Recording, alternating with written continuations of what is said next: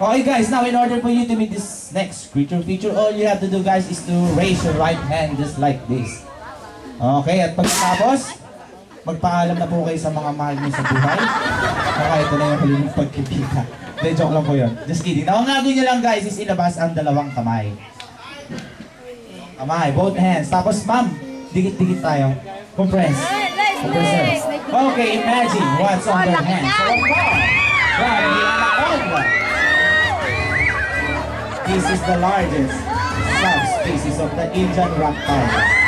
And farther down, this one is the meanest animals encountered in the pet trade, but this one requires regular contact in order to keep them tame. Now these guys can reach the length from 13 to 33 feet long and could weigh from up to 500 to 1,000 pounds. Hindi pa po tayo tapos. And to make things fair, let's make a switch. Okay, the head goes to here and the tail goes to there.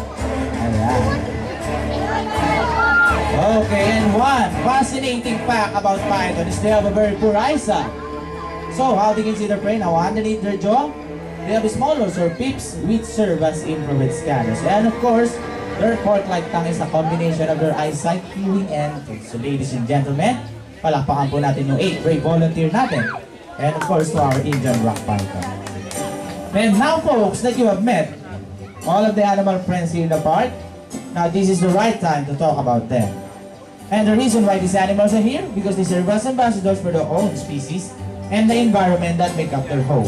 Now they are here so that you could appreciate their beauties, their intelligence, and the dangers they face in their natural habitat.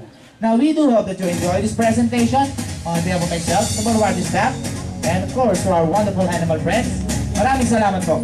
Your stay. See you around the park.